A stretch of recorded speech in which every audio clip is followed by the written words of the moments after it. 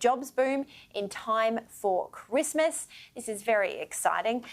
More than 280,000 jobs are up for grabs by the end of the year as employers embark on a hiring blitz sparked by easing of COVID restrictions and wage growth recovers to pre-pandemic levels.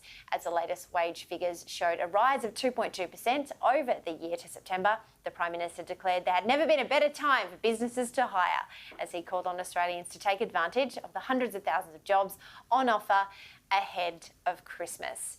Do you think the Prime Minister telling us all to pick up a second, third or fourth job is enough to get people back into employment during this busy Christmas time, Caleb? Look, I'm not sure there are too many people out there who would like to pick up a second, third or fourth job. I mean, in this industry, we tend to work about 15 jobs at once. I know you do and I certainly do, and that's just sort of the nature of how it is.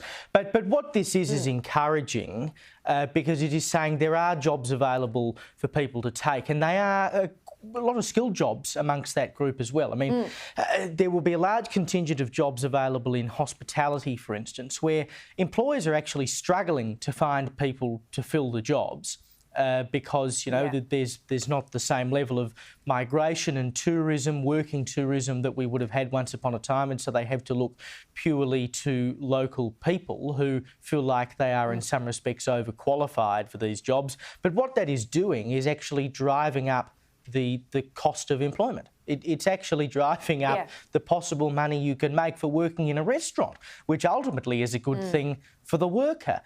So I think we should be encouraged by this. It really indicates that in terms of the economic bounce back from COVID, we have probably fared better than any other country in the world. We would at least be in the top 5. And that is something that, despite all of the lockdowns and all the other crap we've had to deal with, we should be extremely grateful for. Yeah, and also I saw that the Fin Review was reporting today that white-collar jobs are seeing an absolute boom when it comes to wages. So I think you're right. I think it's going to be very Merry Christmas if you are definitely on the lookout for a new job and want a bit of competition in the employment sector for sure. Moving on, also on the Oz tomorrow, the next US president, in quotes, will back pact. The new AUKUS pact will enjoy powerful and lasting bipartisan support in Washington beyond Joe Biden's presidency, according to the Director of China Policy in the former Trump White House. The comments by Matt Turpin, a member of Donald Trump's National Security Council, will help allay fears that the re-elected Trump or another Republican president could scuttle the AUKUS partnership, leaving Australia without the ability to acquire nuclear-powered submarines, and basically leaving us up ship creek. Don't you think, Caleb? I think this is probably good news to the ears of all of those in DFAT and also the defence industries for tomorrow. Yes, and not a terrible surprise. I wouldn't have thought. I couldn't see any situation where it would be advantageous for a US president to pull out of AUKUS. I mean, what would they stand to gain from pulling out of a massive military financial deal with their closest allies? It just makes sense. And I would expect Donald Trump to back this deal more than probably any other president. I mean, we know how he feels about China, and I would imagine that he would want to strengthen his ties with his allies, as would any decent president at the moment. So I couldn't see how AUKUS could be sunk, boom, boom, in any form by anyone. The deal is done now. It's better for us. You know, the French are jumping up and down and carrying on, but that's all starting to subside now. I mean, 2 weeks ago, we were talking about Scott Morrison supposedly being a liar, and look how quickly that's disappeared. It was a sideshow. The whole thing was a sideshow.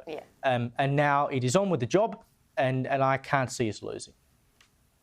I think one of the most eye-opening parts in that story by Cameron Stewart in the Oz tomorrow is how we all just sort of assume that the former president will be coming back to be the next president in Donald Trump returning. That's how the Republicans are feeling moving into, I guess, as they focus on midterms.